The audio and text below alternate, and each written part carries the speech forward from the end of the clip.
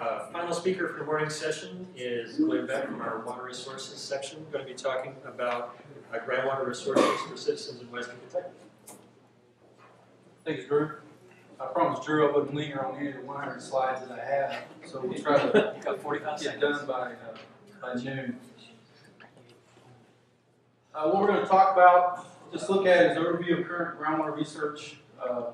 It's being conducted in Western Kentucky coalfield. We're going to look at the Greenville Channel Sandstone Aquifer, the Rochester Channel Sandstone Aquifer, and the 600-foot aquifer.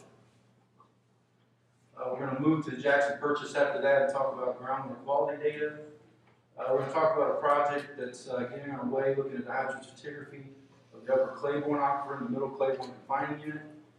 And we're going to talk about groundwater elevation data for the upper Claiborne aquifer, middle Claiborne aquifer, and McGary Aquifer. So in West Kentucky coalfield, we have Pennsylvania sandstones that are aquifers there. We're going to look at the basal Pennsylvania, which is the Caseyville Formation. We're going to look at the Rochester and Greenville aquifers, and this is just a generalized hydrostratigraphic column of the section. Above that's the 600-foot aquifer, and that aquifer is named 600 feet from the base of the Vienna limestone, which is down here in Mississippi and Rock. And then you have some unnamed, you have the 700-foot aquifer, the 800-foot aquifer, and you have unnamed freshwater aquifers at shower depths throughout the section. The Greenville Channel Sandstone Aquifer was mapped by Davis and others in 1974, and it's located here. You can see the site and regional extent of it. The city of Greenville is located here, just east of the aquifer. So if we look at an isopac map of the Greenville aquifer, this is from Davis and others, the black line shows the outline of the freshwater zone of the aquifer, and then there's some areas of the aquifer that's considered saltwater or saline water. One of the questions dealing with Marty's maps is even within the sandstone aquifer like this, you have chloride-rich zones within that sandstone body. So it does become complicated. So the city of Greenville contacted us. They're looking for information on installing a production well to supplement the reservoir. And so we provided some generalized hydrogeological data for them prior to installing the well, which they did. And the well is located approximately this location, and it's drilled to approximately 900 feet below land surface.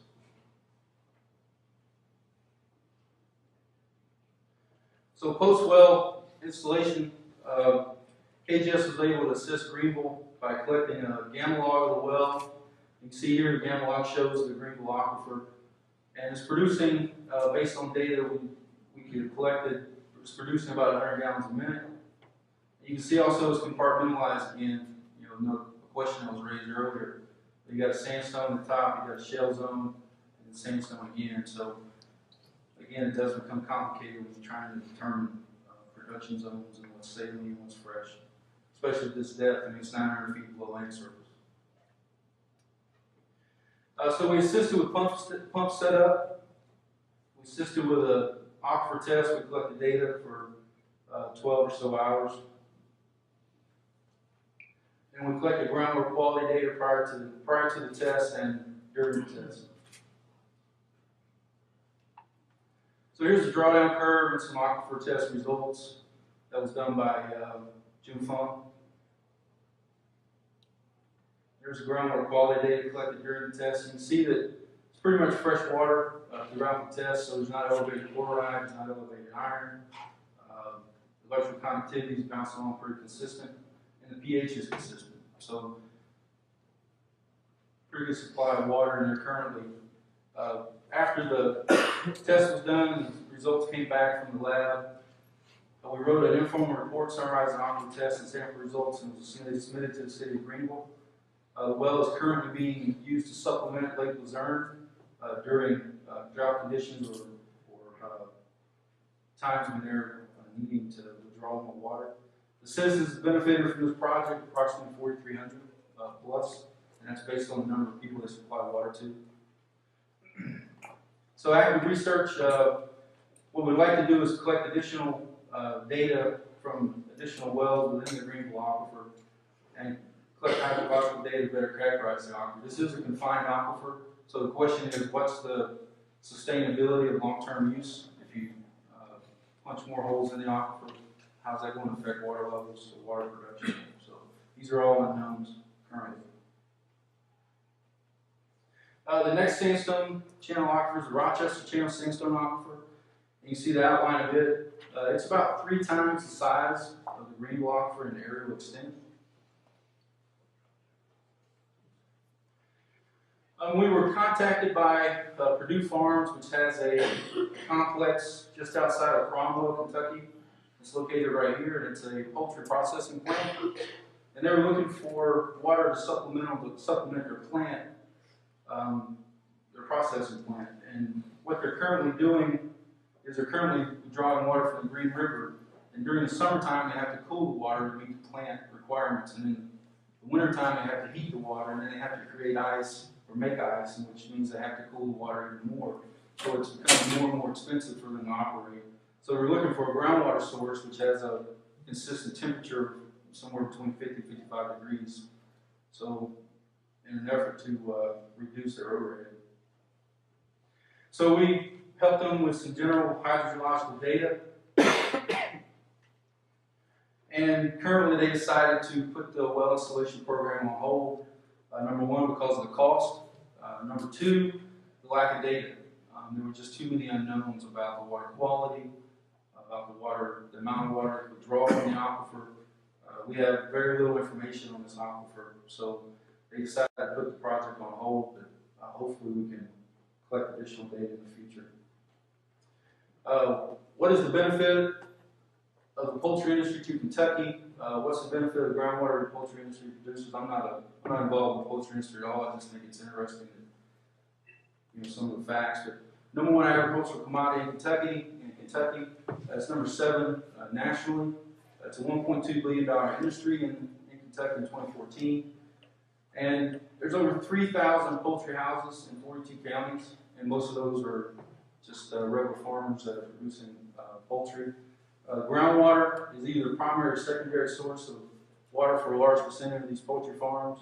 I've been on sites with Paul Howell, and we tried to help poultry producers locate groundwater resources for their chicken operations. Most of them have a pond as their primary source, and then maybe groundwater or county water as their secondary source, or vice versa.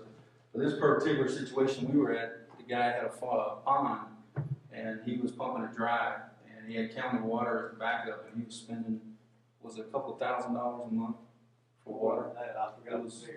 Yeah, it was way up there a month for water, so it is a big issue for these producers. And so Perdue Farms is one of 4 processing plants in Kentucky, so groundwater resources for this type of industry is important. Future research, locate additional water wells, collect new hydrogeological data to better characterize the unconfined aquifer. This aquifer is actually unconfined. And so what I've done is 2 wells that were mentioned in Davis and others' report was the Fox well and the Craig well. And so I was able to locate these 2 wells just by contacting the extension office, talking to some more people. So I actually been to these 2 sites. This Fox well is active. He's using it as a livestock well. It's about 800 and some feet deep. This well, Craig well, has been abandoned and buried. It's no longer being used. So this Fox well is a potential source for additional data. Like I said, it's an unconfined aquifer, and this area here around Reedville is considered to be the recharge zone for the Rochester aquifer. And there are a couple of other wells I haven't been able to identify, one here and one here. So hopefully that will be something we can do in the future. Again, we're going to move to the 600-foot aquifer and talk about this aquifer just for a minute. And it's above the basal Caseyville. So the 600-foot aquifer, again named from the base of the Vienna limestone. There's the outline of the aquifer that was mapped by Davis and others. White Plains is located here, and they have 3 wells that are actively pumping the 600-foot aquifer. They have 1 abandoned well, which we were able to get access to, And we were able to video and gamma ray log the well, and we were able to install a pressure transducer to begin collect groundwater elevation data for this aquifer. So there's a gamma log. You can see the 600-foot sand, and we have a 700-foot aquifers. Would be here, it's absent. This could be part of the 800-foot aquifer, it's unknown. We have an unnamed freshwater aquifer and another unnamed freshwater aquifer shot there. This is the hydrograph for the production well, or the abandoned production well. You see over time it's bouncing along. There's not much change in elevation, which you wouldn't expect in confined aquifer, but this could be some induced change from the local pumping. But we'll see what it does over time. So future research continue to collect groundwater elevation data, collect groundwater quality data from newly installed municipal wells, or well there at White Plain. They just installed a new well that's cased all the way through the Pennsylvanian, and the 600-foot aquifer is open borehole. So excellent well to collect additional data. If possible, conduct an Aqua Test, expand data collection efforts in Nortonville, which also has 3 wells within the 600-foot aquifer. The term sustainability, again, of long-term use of the confined aquifer. This well is confined. So the number of citizens, about 2,300 plus, that utilize water from this aquifer. Okay, so let's move to Jackson Purchase. Groundwater quality in Jackson Purchase. This project was funded in part by the SB270 Research and Education Program, which is administered by the UK CAFE, I think they call it CAFE now, College of Agriculture, Food and Environment. Summarized goals, and these are just quick summaries, just really highlights of the overall research. But develop a current groundwater quality database for the area, determine links between local groundwater quality, land use, hydrogeology, and well construction. Provide groundwater quality data and educational material to private well owners. So develop a current groundwater quality database, and we did that by collecting water quality data for 646 domestic wells. We collected various constituents, field parameters, anions, herbicides, sulfurs, metals, alkalinity, bicarbonate, total coliformity, coli, nitrogen isotopes, and caffeine. Research goal 2 was to determine links between local groundwater quality, land use, hydrogeology, and well construction. There were 2 types of well construction that we looked at. One was the 4-inch PVC wells, which is an example here, PVC standing above ground. And this continuous PVC all the way down to the screen zone of the well.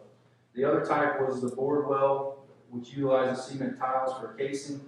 The difference between these wells is large diameter, and they have a joint about every 3 feet where the tiles are stacked on top of one another, so it's not continuous casing. So there's potential for shallow groundwater contamination, surface water contamination of the well, depending on how well the domestic well is constructed, its casing cracked, et cetera, et cetera. These are the wells that we sampled, 646 wells. You see the distribution. The black dots are the bored wells, and they're generally in this area of the purchase area, and then the red triangles are the drilled wells, and you see where they're distributed throughout the purchase area. The bored wells are generally associated with the tertiary gravel that overlies the older Claiborne and Wilcox aquifers. So the average depth of the bored well is about 50 feet below land surface. The average depth of the drilled wells about 100 feet below land surface. So we mapped the nitrate concentrations, and you can see that the bored wells generally have a higher concentration than what you see in the drilled wells. And the red dots are the concentrations above the MCL, 10 milligrams per liter nitrogen. The black dots are nitrogen concentrations less than 2 milligrams per liter, which is we consider background concentrations. So what are the sources of the nitrate concentrations? We sample the wells for nitrogen isotopes to try to determine what the sources are, what the major sources are. We had isotope ranges for synthetic fertilizer, soil nitrogen source, and then organic source, which is human animal waste. And you see the distribution there. We have wells, we have samples located in all three zones. But to make it even more complicated, the red dots indicated we had a caffeine hit in the groundwater. So the only source of caffeine to the groundwater system is septic tank effluent or septic tank leakage. So it's not just clear and simple.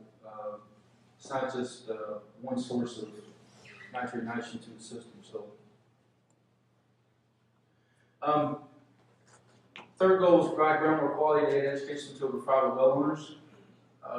Result letters and laboratory reports were mailed to all 646 well owners. So they received all their data with explanation of what the data meant.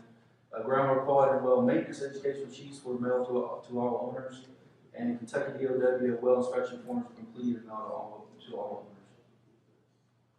In addition, KGS scientists have continued to work closely with the following groups to disseminate research results and educational material. University of Kentucky Cooperative Extension Service, USDA NIFA, Southern Region Water Quality Program, and the Kentucky Agricultural Science and Monitoring Committee, which we've had some on-site meetings with extension agents. The aforementioned research has directly benefited 646 citizens and indirectly benefited countless citizens. 69% of the 200,000 residents of the purchase area utilize groundwater as their drinking water source. So groundwater resource is very important in Jackson Purchase. Current research in Jackson Purchase. We started a new project with Ed Woolery and Marie Cooper with the Department of Environmental Science, Earth and Environmental Sciences. We're looking at that regional hydrostratigraphy model, which was put out by USGS, developed by USGS, versus the local hydrostratigraphy. So we basically want to use existing gamma logs, which we have about 65 gamma logs from Phillips Coal Company that was collected in 1976. And you see the transect here in black across the 3-4 county area. You see the location of the middle Claiborne aquifer, the middle Claiborne confining unit, and then the upper Claiborne aquifer. And so we have those gamma logs, and then we went out in 2014 and started collecting new gamma logs to fill in gaps, and they're in the red triangles. And those are mostly from agricultural irrigation wells. So the purpose is to create cross sections using these gamma logs to see if we can delineate the consistency and thickness of the middle Claiborne confining unit. And we'll zone in on this area here at a couple of gamma logs to see what the cross section looks like. This preliminary cross section. And you can see we have the superficial deposits, and then we have the upper Claiborne map here. We have the middle Claiborne coming through here. It probably pinches out here. It may pinch out here, we're not sure. So you can see based on this preliminary cross section, the confining unit is not consistently thick all the way across this area here.